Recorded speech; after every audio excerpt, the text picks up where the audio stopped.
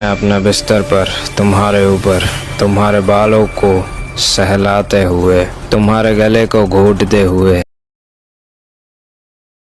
一番影響を受けたのがグイーンサーガっていう僕が中学生の頃いまだに毎月出てますんでこれが一番影響された आपने सुना केंतारो Miura buzzer के क्रिएटर खुद कहते हैं कि उनकी इंस्पिरेशन थी गुइन सागा।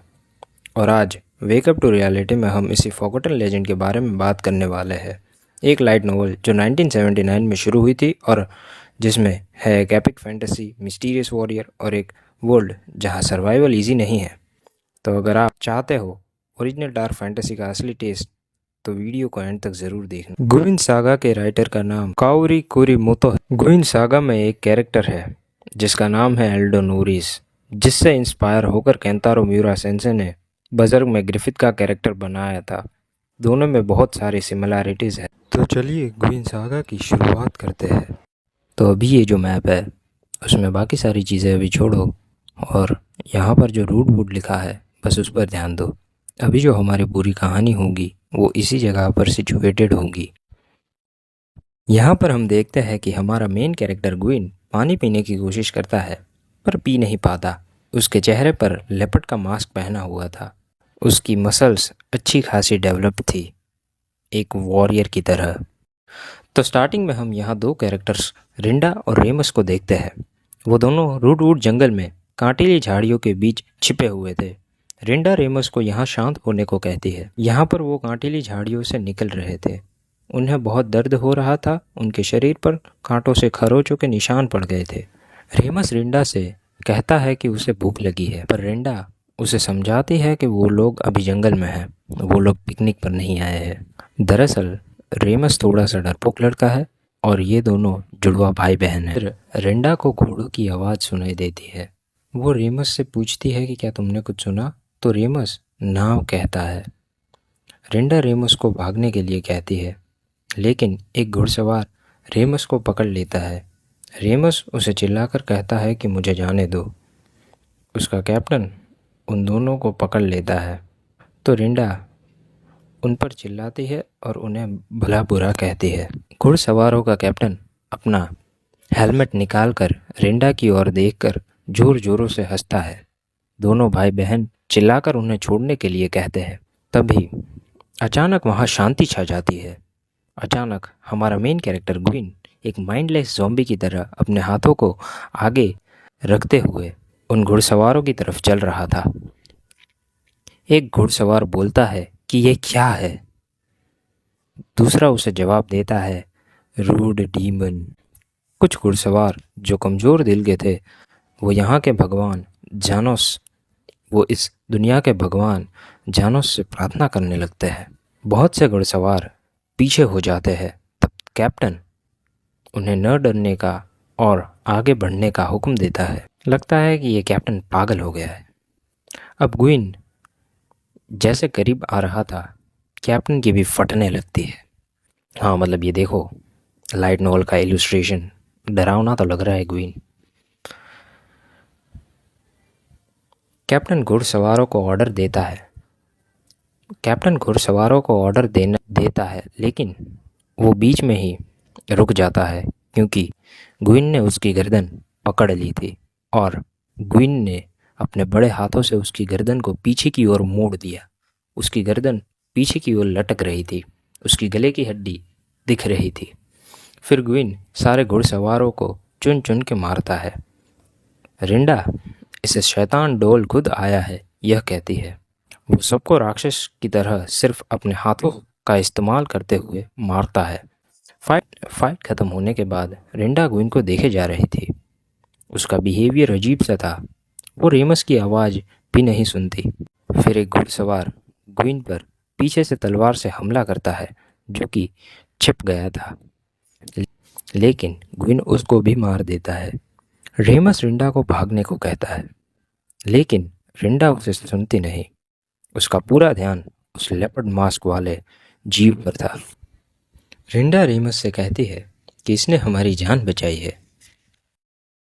रेमस रिंडा से कहता है, तो क्या तुम्हें लगता है कि ये इंसान है?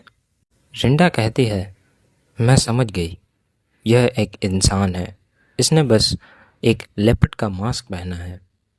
रिंडा इसके पास जाती है और ग्विन अपने सिर को पकड़े हुए था, वो दर्द में था। रिंडा ग्विन के पास जाती है, ग्विन अपने सिर को पकड़े हुए था, उसके सिर में बहुत दर्द हो रहा था।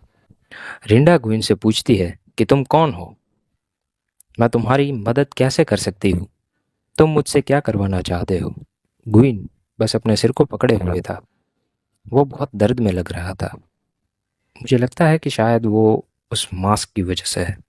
और रिंडा के सवाल पूछने पर ग्विन जवाब में बस एक ही शब्द बोले जा रहा था, ग्विन ग्विन ग्विन, बस यही शब्द वो बोले जा रहा था। रिंडा उसे पूछती है कि यह क्या है, यानी कि जब वो ग्विन कहता है ग्विन ग्विन बोले जा रहा था, तो रिंडा कहती है कि ये ग्विन क्या है, क्या यह तुम्हें चाहिए वो है, मैं तुम्हारी मदद कैसे कर सकती हूँ। तभी ग्विन गिर जाता है और ज़मीन पर लेट जाता है, उसके शरीर में से ताकत चली जाती है। अभी वो लड़ रहा था और अब वो गिर गया, उसका मुंह और शरीर खून से चिपचिपा था। रिंडा उसे छू कर कहती है कि यह बीमार है। रेमस, जाओ झरने से किसी चीज़ में पानी लेके आओ, अगर हमने अभी कुछ नहीं किया तो मुझे डर है कि यह मर जाएगा। रेमस उसे कुछ कहने जाता है पर रिंडा उसकी बात को काट कर कहती है, अगर तुम वहाँ मूर्ख की तरह ज़्यादा देर तक खड़े रहोगे तो रात हो जाएगी। रिंडा ने झरने की तरफ इशारा करते हुए कहा और फिर रेमस एक सैनिक के हेलमेट में पानी लेने जाता है।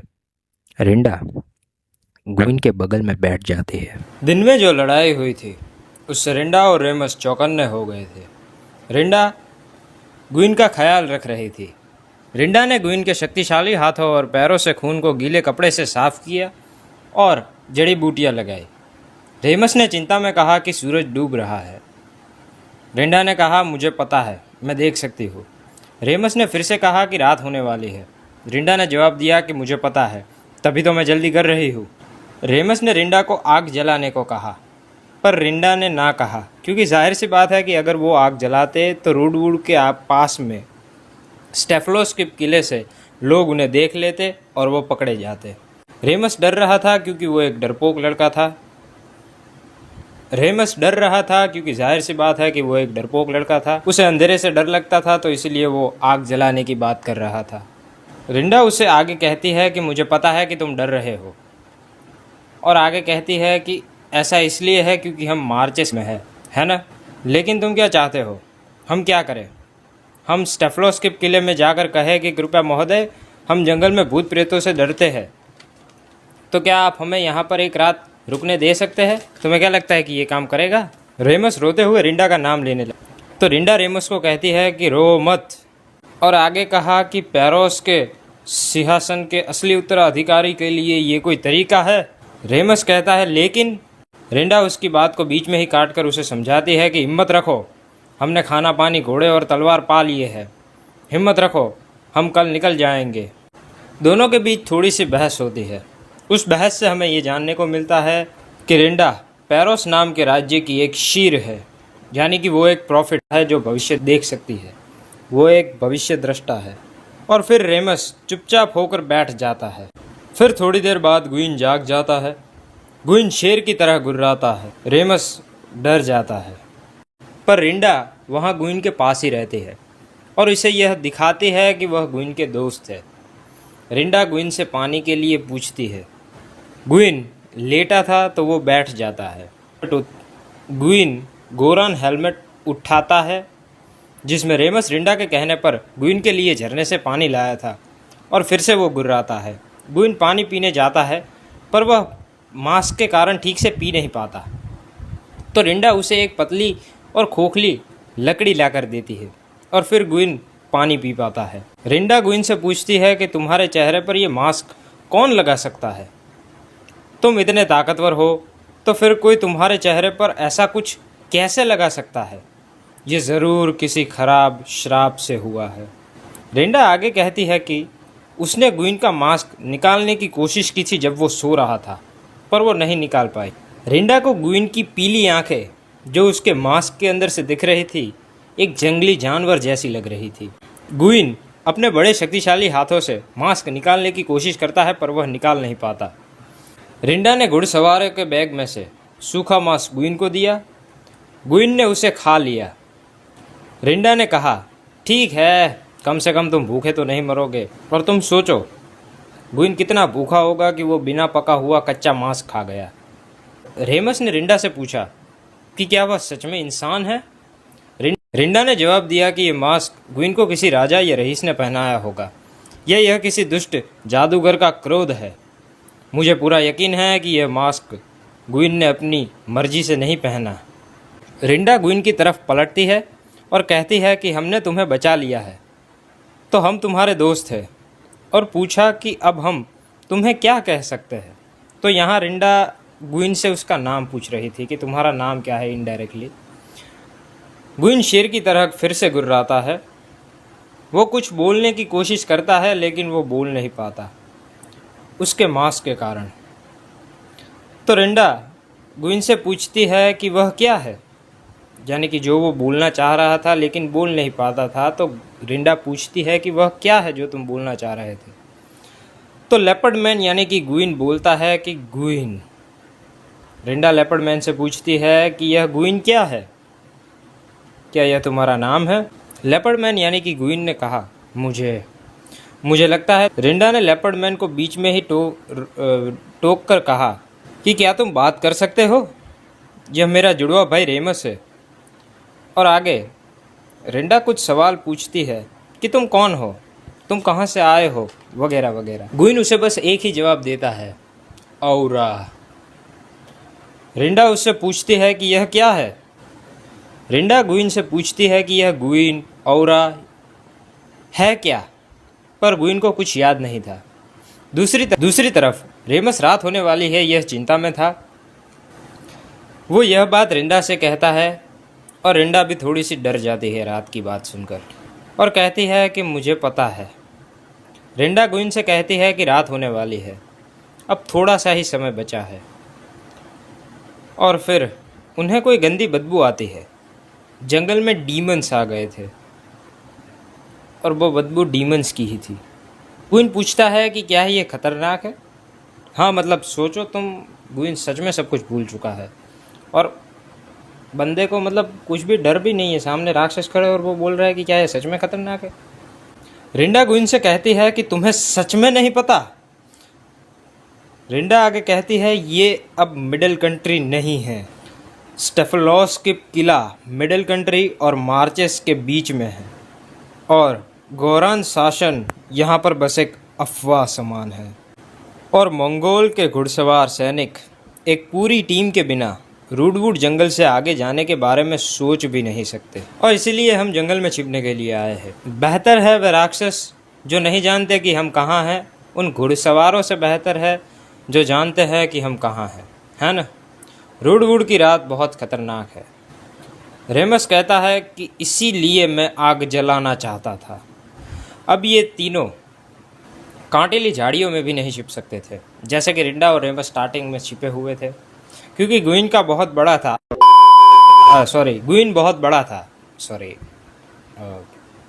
चलो यहाँ पर कहानी पर फोकस करो, नहीं भटकना नहीं है।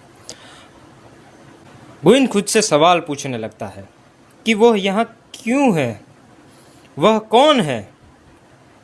अपने हाथों के घावों को देखकर बोलता है कि वो ज़रूर युद्ध में रहा होगा, लेकिन ये कोड़ों के निशान, मुझे लगता है कि गुइन को किसी ने सजा दी होगी किसी कारण से, और उसे ये मास्क पहना दिया होगा। खैर, आगे कहानी में पता चल ही जाएगा कि क्या हुआ है। रिंडा गुइन से कहती है, तो तुम्हें बिल्कुल याद नहीं। तो गुइन जवाब में कहता है, ऐसा ही लगता है। मतलब देख रहे हो, एकदम सिग्मा वाले रिप्लाई। फिर तीनों के बीच बातचीत होती है।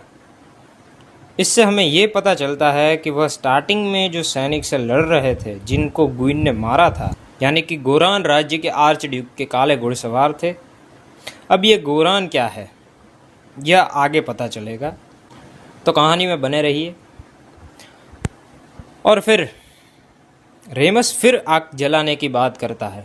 रिंडा मान जाती है। वहाँ लाशें पड़ी थी घुड़सवारों की।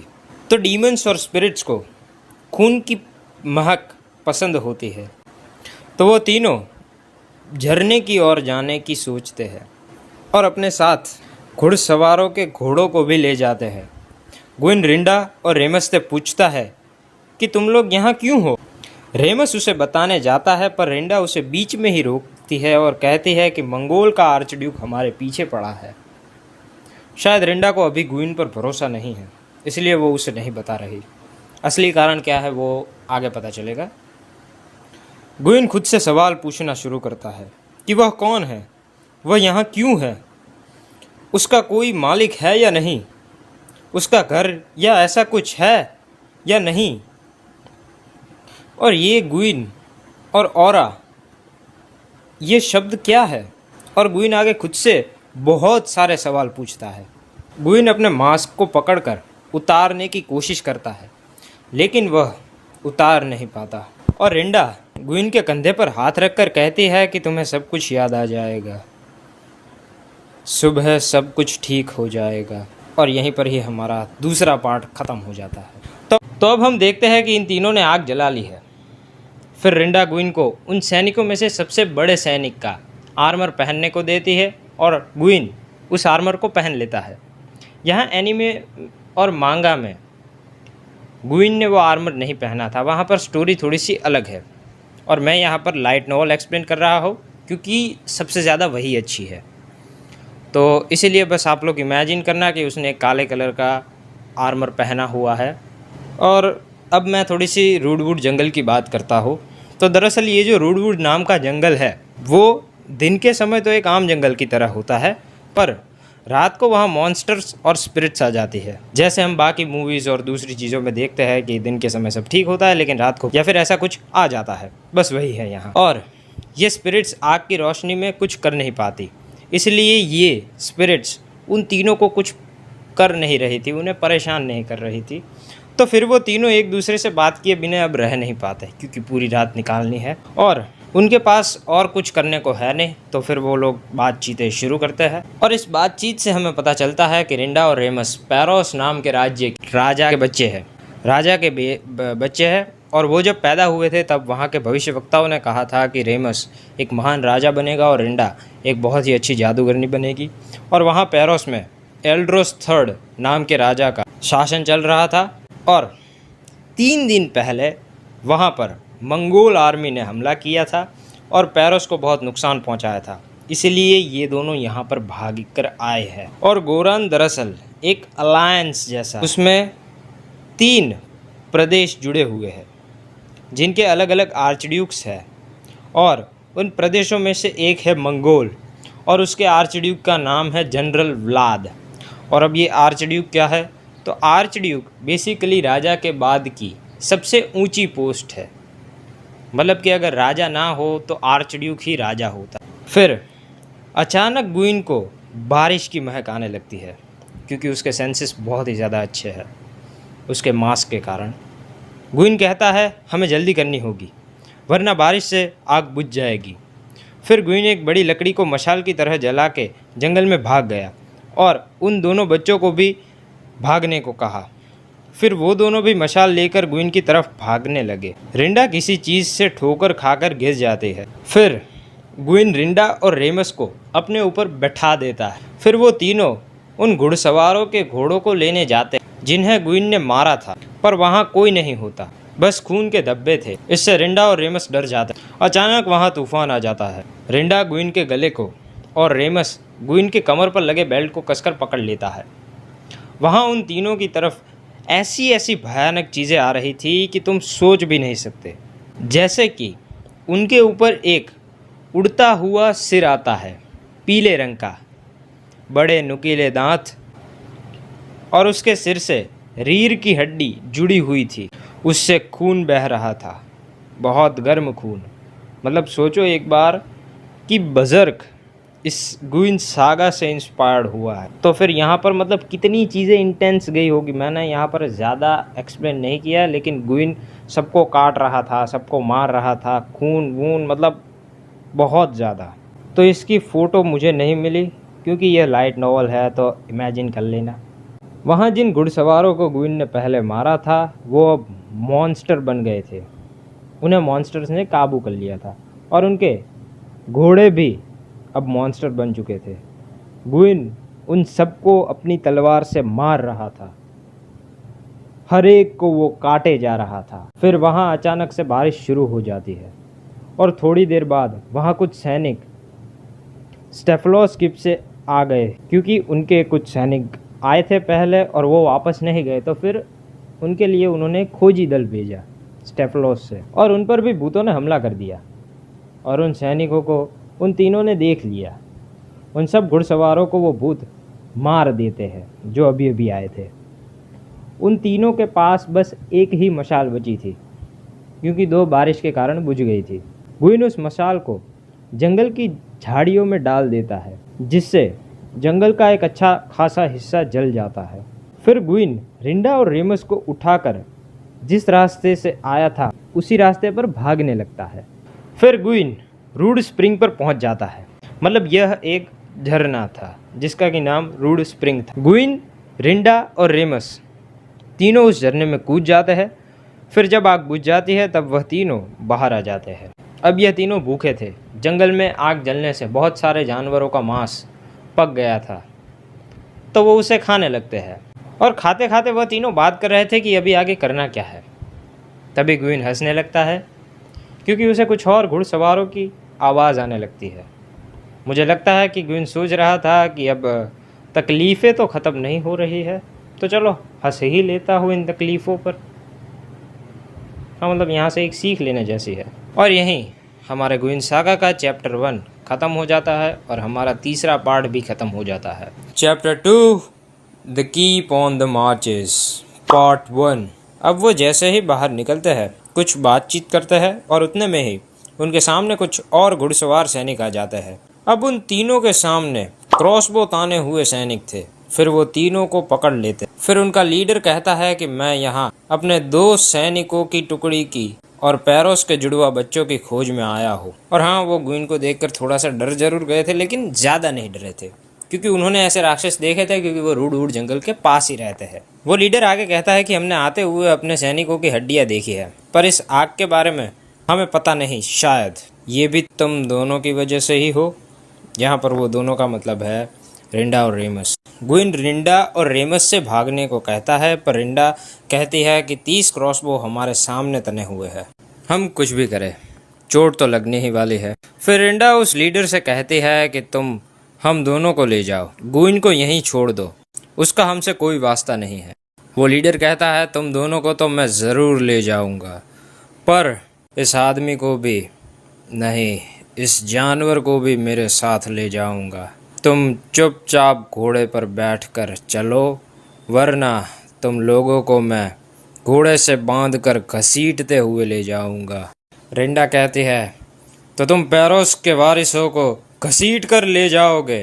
तभी गुइन अपना कवच और सब कुछ उतार कर और तलवार को भी फेंक कर उस लीडर से कहता है कि तुम इन दोनों बच्चों को उचित सम्मान दो और हम तुम्हारे साथ चलेंगे।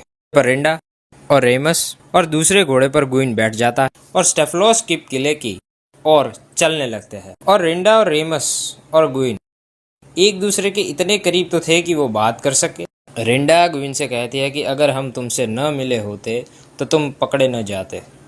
तो गुइन कहता है नहीं, मैंने उनके सैनिकों को मारा है तो मुझे तो पकड़ा जाना ही था, पर लेकिन यह गोरान क्या है और उन्होंने पैरोस पर क्यों हमला किया, मेरी याददाश्त खो चुकी है, तो मुझे कुछ भी पता नहीं है। तो अब सब ध्यान से सुनना, क्योंकि बहुत सी चीज़ें यहाँ पर खुलने वाली है। फिर रिंडा उसे बताना शुरू करती है कि गोरान एक डर पैदा करने वाला क्षेत्र है जो महान और सभ्य मिडिल कंट्री के पूर्व के आधे भाग पर राज करता है। और गोरान के आगे एक जंगल है, उसके आगे एक रिवर है और उसके आगे नॉसफरस है और यहाँ मॉन्स्टर रहते हैं। नॉसफरस में मॉन्स्टर रहते हैं। तो गोरान को उनका सामना करना पड़ता है और उन्हें जंगल को भी काटना पड़ता है। गोरान एक राज्य से ज़्यादा एक अलायंस है और अलायंस से मतलब है कि 3 प्रदेशों ने संधि की और उन तीनों प्रदेशों के अलग अलग आर्चड्यूक्स है। आर्चड्यूक ओलुघन का क्षेत्र यूलानिया, यानी कि ओलुघन नाम का एक आर्चड्यूक है जिसका की जो क्षेत्र है जितने पर वो राज करता है उसके अंदर आता है, उसका नाम है यूलानिया। हाँ, नाम थोड़ा सा अजीब है, ओलुघन छोड़ो। फिर तिरियो का क्षेत्र कुमन और आर्चड्यूक व्लाद का क्षेत्र मंगोल। और ये तीनों आर्चड्यूक आपस में ही लड़ते रहते हैं, पर वो जानते हैं कि अगर ऐसा ही चलता रहा तो सब बर्बाद हो जाएगा। उन तीनों ने समझौता किया और उन तीनों का एक राजा भी है, सम्राट सोहल। वह गोरान वंश का आखिरी वंशज है, पर हर कोई जानता है कि वह सम्राट सोहल उन तीनों आर्चड्यूक के हाथों की कठपुतली है। उस सोहल का राज्य में कुछ नहीं चलता और आर्चड्यूक अपनी मनमानी करता है। और मिडिल कंट्री में 3 राज्य है, गोरान जिसकी अभी बात की, चेरोनिया जो बहुत ही रहस्यमयी है, और पैरोस जो कि इन तीनों में से सबसे खूबसूरत, समृद्ध और अच्छी संस्कृति का मालिक है। पैरोस मिडिल कंट्री का मोती था क्योंकि अब तबाह हो चुका। फिर रेमस कहता है गोरान के तीनों आर्चड्यूक्स बहुत समय से पैरोस पर हमला करने की बात कर रहे थे, पर मंगोल का आर्चड्यूक व्लाद अपनी पूरी सेना को लेकर पैरोस पर हमला करने आया और उसने पैरोस पर चेरोनिया की सीमा पर से पीछे से हमला किया, क्योंकि चेरोनिया जो है वो पैरोस के पीछे और जो उसका एंट्रेंस है, जो आने का रास्ता है, वो आगे है। और रिंडा कहती है कि यह बिना चेरोनिया की मदद के शक्य नहीं है। चेरोनिया ने पैरोस को धोखा दिया और पैरोस शांति में इतना डूबा था कि उसने हमले की उम्मीद ही नहीं की थी और नतीजा यह हुआ, वो तबाह। मतलब शांति में वो लोग इतने घुल गए थे, वो बस शांति में ही रहते हैं, उन्होंने युद्ध की कोई उम्मीद भी नहीं की। फिर गुइन कहता है कि तुम लोग यहाँ पर कैसे आए? तो रेमस कुछ कहता है पर रिंडा उसे बीच में ही करके चुप कर देती है और देखती है कि कोई उन्हें सुन तो नहीं रहा। फिर रिंडा गुइन से कहती है कि पैरोस के शाही खून के साथ कुछ अजीब हुआ और तभी वहाँ उन्हें सेफलोस के किला दिखने लगता है और यह खून की बात अब आगे पता चली। यह किला एक नदी के किनारे पर, अगर कोई किले से पीछे की ओर गिर जाता तो वो सीधा नदी में गिर जाता, मतलब इतना किनारे पर था। और बाकी सुरक्षा और दूसरी चीजें उस किले में थी, जैसे कि क्रॉसबो तने हुए थे और बाकी सारी चीजें। फिर किले का दरवाजा खुलता है और वो लोग जैसे ही वहां अंदर जाने लगते हैं, रिंडा जोर से चिल्लाती है कि नहीं, मैं यहाँ नहीं जाऊंगी, यहाँ की हवा में प्लेग बीमारी है, यह डोल का क्षेत्र है, यह किला पहले से ही तबाह हो चुका है, नहीं, मैं यहाँ नहीं जाऊंगी। यहाँ जो प्लेग है वो रियल लाइफ प्लेग जैसा ही है, पर उसे डार्क मैजिक के साथ और बुराई के साथ जोड़ दिया जाता है। हाँ, गुइन सागा में साइंस और मैजिक दोनों एक साथ है। और डोल को तुम शैतान या इविल एंटिटीज का राजा भी समझ सकते हो। और यहाँ पर जो जेनोस है वो यहाँ के भगवान है, सबसे ऊपर के भगवान। जेनो नहीं, क्योंकि वो ड्रैगन बॉल में है, जानोस, ठीक है। और रिंडा की बातों से वो सैनिक भी डर जाते हैं, वो भी भगवान जेनोस का नाम लेने लगते हैं। पर वो लीडर कहता है कि चुपचाप चलो, कुछ नहीं है अंदर, यह वही पुराना स्टेफलोस्कोप किला है। फिर वो लोग अंदर चले जाते हैं और यही हमारा चैप्टर 2 का पहला पार्ट खत्म हो जाता है। वहाँ वो तीनों जैसे ही अंदर जाते हैं, रिंडा को अजीब सी फंगस जैसी बदबू आने लगती है। रेमस रिंडा से कहता है कि क्या वो हमें मार देंगे? तो रिंडा कहती है मुझे नहीं पता, पर हाँ, वो हमें मारने से पहले मंगोल के आर्चड्यूक के पास सुनवाई के लिए जरूर भेजेंगे। और वो किले के और अंदर जा रहे थे और फिर रिंडा से एक सैनिक जो उसके पास था वो कहता है कि तुम्हें 3 साल की सजा होगी और ये सजा इतनी क्रूर होगी कि अगर ये सजा मंगोल के सबसे ताकतवर आदमी को दी जाए तो वो जिंदा नहीं बचेगा। और हम जैसे लोग जिनके पास पैसे नहीं हैं, उन्हें यहाँ इस किले में काम करना पड़ता है, जहाँ एक बाजू रूर जंगल है तो दूसरी बाजू नॉसफरस। तभी उस सैनिक को वो कैप्टन कहता है कि अपनी ज़बान को इतनी आज़ादी भी मत दो कि तुम उसे घुमा दो। मतलब यहाँ कैप्टन उसे कह रहा था कि चुप रह वरना ज़बान काट दी जाएगी। फिर वो जैसे ही और अंदर जाते हैं, वहाँ एक बड़ा हॉल था और वहाँ एक बड़ी टेबल और बहुत सारी कुर्सियाँ रखी हुई थी, जो आप लाइट नॉवल के इस इलस्ट्रेशन में देख सकते हैं। वहाँ एक पत्थर की कुर्सी पर जानवर का फर लगा हुआ था और वहाँ एक आदमी बैठा था। फिर वो कैप्टन उस आदमी को अपनी रिपोर्ट देता है और सारी बातें बताता है। वो आदमी जो कुर्सी पर बैठा था उसका नाम द ब्लैक काउंट वेनन था। उसने काले कवच के अंदर काले कपड़े पहने थे, उसके शरीर का एक भी हिस्सा दिख नहीं रहा था, हाथों में काले दस्ताने पहने थे।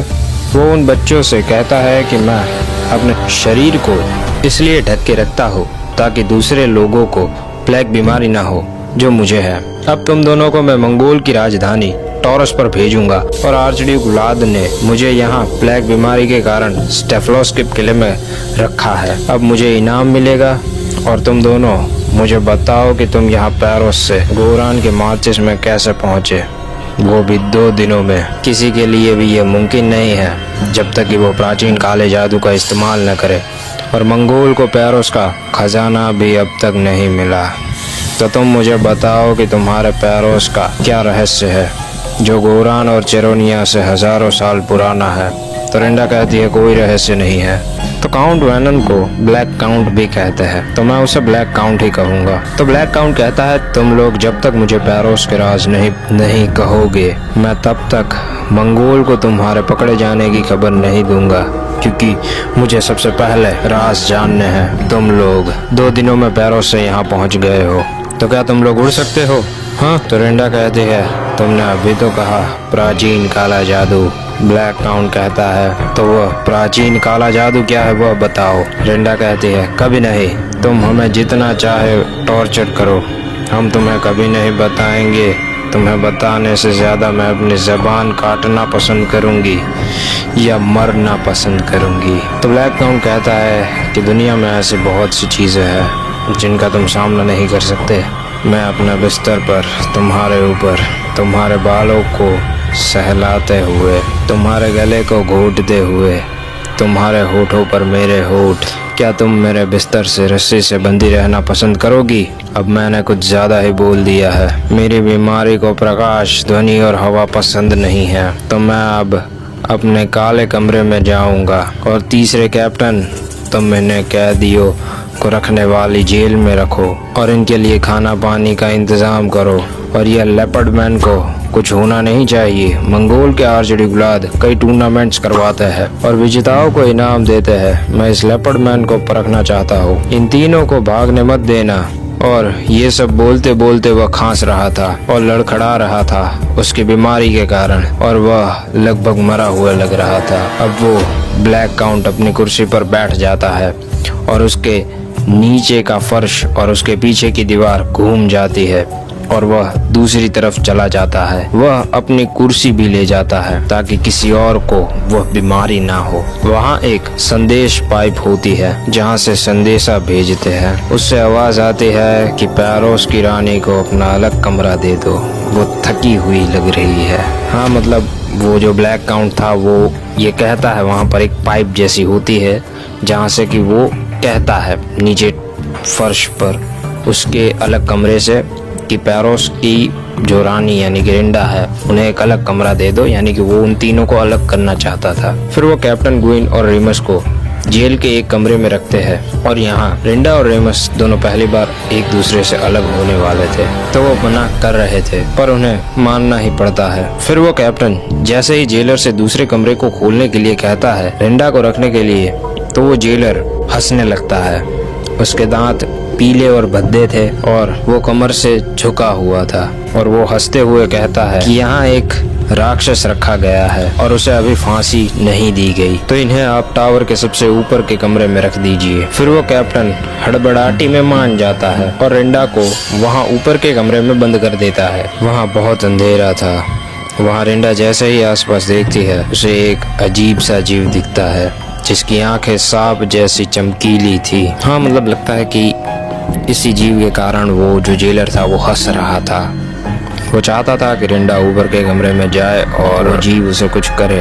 अब वो अच्छा है या बुरा है जीव, वो जो जिसकी आंखें सांप जैसी चमक रही है, वो आखिर कैसा है, उसे देखने के लिए आप इसका नेक्स्ट पार्ट देखना पड़ेगा। और यहीं पर ही हमारा चैप्टर 2 का पार्ट 2 खत्म हो जाता है।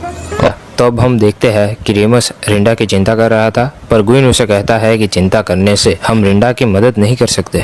तभी उन्हें दीवार को खरोचने की आवाज़ आती है।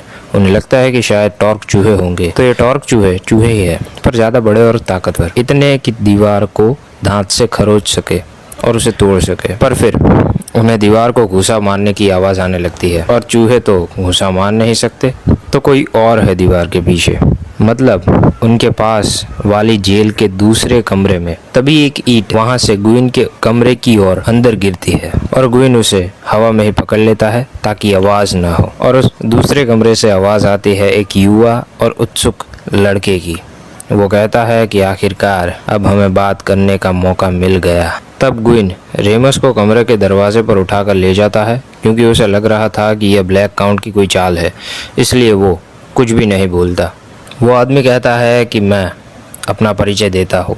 मैं मंगोल की राजधानी टॉरस में एक मर्सिनरी था कुछ दिनों के लिए। मर्सिनरी मतलब जो गट्स और ग्रिफिथ जो स्टार्टिंग में थे, मतलब बजर्क में भाड़े के सैनिक, बस वही, उसे ही मर्सिनरी कहते हैं। फिर मेरा कवच और तलवार छीनकर मुझे यहाँ फेंक दिया गया।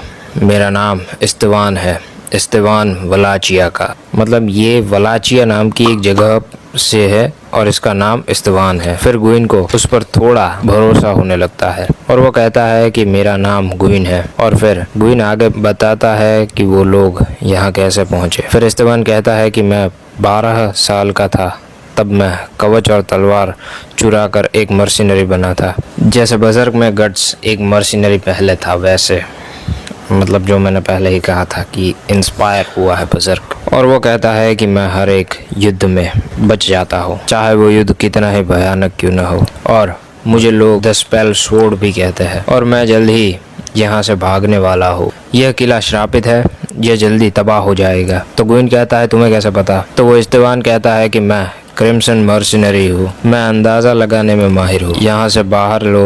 यहाँ से हर बार लोग गायब होते रहते हैं। मैंने यह दूसरे मर्सिनरीज से सुना है। मैंने टॉरस मंगोल की राजधानी में एक जादूगर से सुना है कि प्लेग बीमारी का एक ही इलाज है, इंसान का मांस और खून। और वेनन को प्लेग बीमारी है और इसके आसपास के लोग गायब होते रहते हैं। और पिछली बार जब वेनन ने एक टुकड़ी को सीक्रेट मिशन पर भेजा था, तब एक घुड़सवार घोड़े पर से गिर गया और बाकी सब फिसल गए और कोई चिल्ला रहा था अल्फेटो अल्फेटो। तो रेमस कहता है कि ये तो नॉसफेरस में रहने वाले सेम लोगों के भगवान का नाम है। फिर गुइन रिंडा के बारे में बताता है और कहता है कि हमें उसे बचाना होगा। इस्तेवान कहता है कि सेम लोग इस किले पर हमला करने आने वाले हैं, इसी का फ़ायदा उठाकर मैं यहाँ से भाग जाऊँगा और हमें अब रिंडा को भी बचाना है, तो हमारे पास बहुत कम समय है। मैंने वेनन को बहुत भला बुरा कहा था और क्योंकि मैं एक मर्सिनरी हूँ, मुझे सज़ा सिर्फ टॉरस के जनरल गुडो ही दे सकते हैं। पर शायद मैंने ज़्यादा बोल दिया या वेनन को नियमों का पालन नहीं करना था, तो वेनन ने मुझे यहाँ इस जेल में फेंक दिया। तुम्हें पता है मैं अपने एक हाथ में एक हीरा लिए पैदा हुआ था और वहाँ एक भविष्यवक्ता ने यह कहा था कि मैं एक दिन एक राजा बनूंगा। मैं आज रात यहाँ से निकलने वाला हूँ, तो क्या आप दोनों? तभी गुइन कहता है कि हम तीनों के पास यहाँ मरने का कोई अच्छा कारण नहीं है, लेकिन क्या तुमने कभी औरा के बारे में सुना है? इस्तेवान कहता है मैंने पूरी दुनिया का सफ़र किया है, पर मैंने कभी औरा का नाम नहीं सुना। मेरे ख्याल से यह किसी औरत का नाम हो सकता है। फिर इस्तेवान उस छेद से गुइन को देख लेता है और कहता है कि यह क्या है? गुइन कहना शुरू करता है, पर तभी वो इस्तेवान कहता है कि वह ईंट वापस लगा दो, जेलर खाना लेकर आ रहा है।